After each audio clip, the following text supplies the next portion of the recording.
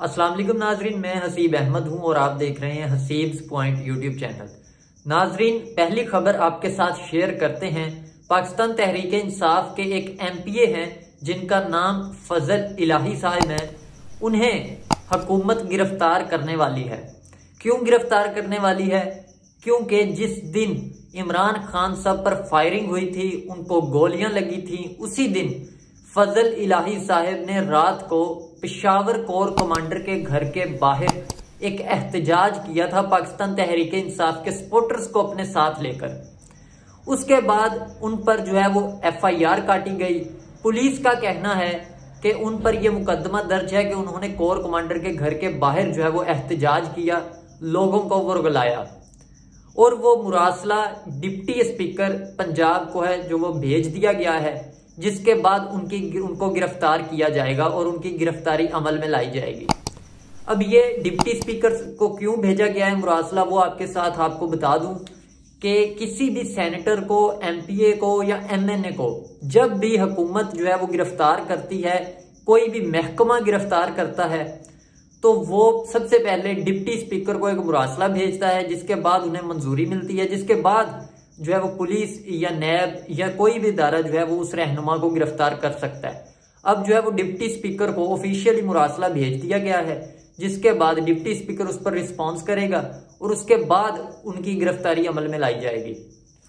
दूसरी खबर यह है कि पाकिस्तान तहरीक इंसाफ के चेयरमैन इमरान खान साहब ने कल एक अहम ऐलान किया था और तवक्को यही थी कि वो रिवायत के मुताबिक जो है वो एक अपनी रवायत के मुताबिक यू टर्न लाजमी लेंगे, लेकिन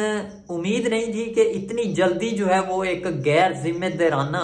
रवैया जो है वो इख्तियार करेंगे। इमरान खान साहब ने कल रात को ये स्पीच की और ऑडियंस को बताया और एक प्रेस कॉन्फ्रेंस की कि अब जो है वो मैं ऑफर करता हूं कि हुकूमत मेरे साथ बैठे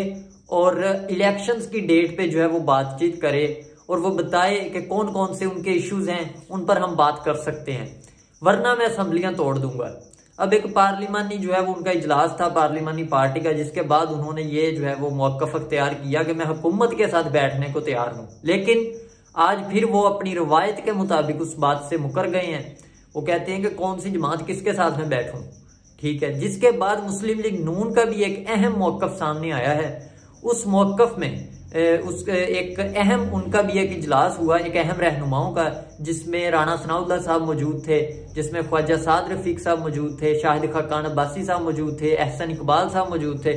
और इनकी एक मुशावरती इजलास के बाद राणा सनाउल्लाह साहब और ख्वाजा साद रफीक साहब ने एक प्रेस रिलीज की, जिसमें ख्वाजा साद रफीक का जो लुब्बिल बात था उसका जो है वो मैं आपके सामने अगर एक शॉर्ट फॉर्म में अगर आपको बताऊं कि उनका क्या कहना था, तो वो एक्चुअली कह ये रहे थे कि भाई पहले तमीज से बात करना सीखो। ये जो आप कह रहे हो ना कि हुकूमत के साथ बैठ के बात करने को तैयार हो, तब तक आपके साथ बैठकर बात नहीं की जा सकती जब तक आप तमीज से बात नहीं करना सीख जाते। तो ख्वाजा साद रफीक ने ये एक क्लियर बात की है कि आप पहले तमीज से बात करना सीखें, आप पहले ये सीखें कि किस तरह से जो है वो बैठकर टेबल टॉक की जा सकती है और उसके बाद हुकूमत से ये तवक्को रखें कि वो आपके साथ बैठ के जो है वो मामला तय करे।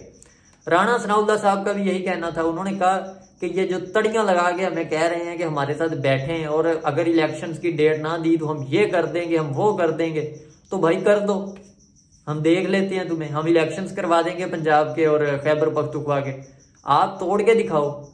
तो उनका भी यही लुब्बिलबाब था कि भाई पहले एक अपना जो है वो एक अपनी आवाज सीधी करो, अपना मामलात सीधे करो, जिस तरह से तुम तड़ियां लगाते हो ऐसे नहीं मामला तय होते।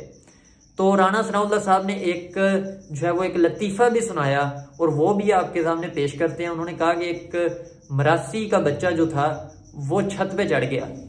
और कहने लगा कि मैं छलांग लगा दूंगा इधर से, नहीं तो मुझे जो है ना वो ये मेरी जो मैं कह रहा हूँ वो चीजें जो है मेरी पूरी करके दो,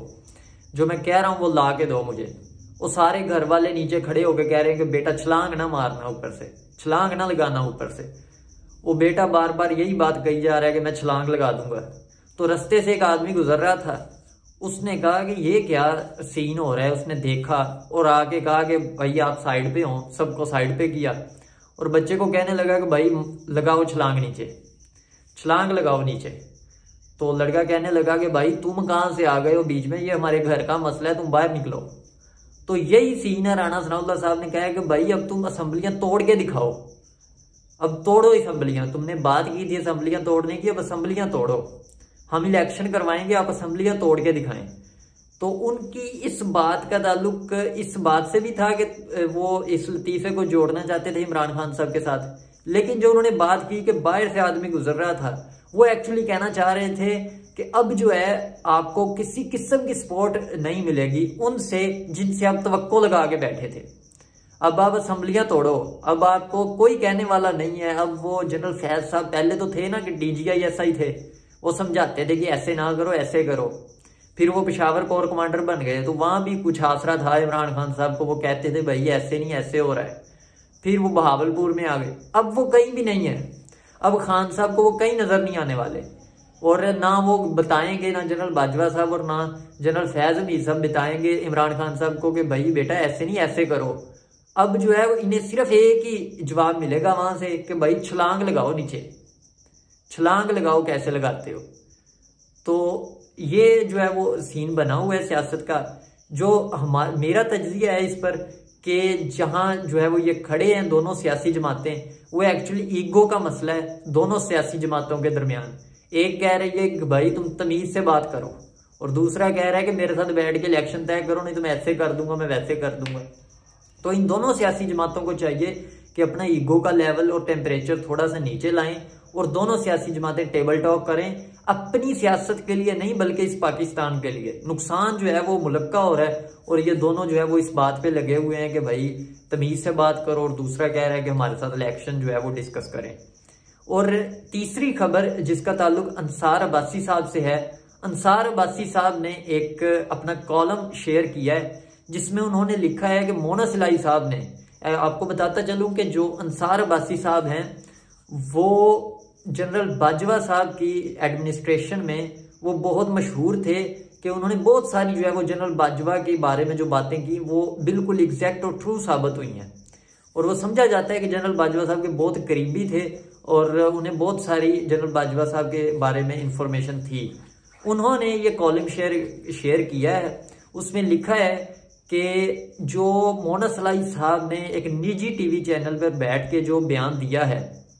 उस बारे में जनरल बाजवा साहब के करीबी ये बता रहे हैं कि मोना साहब ने ये सियाको सबाक से बिल्कुल हटकर जो है वो उस बात को पेश किया है।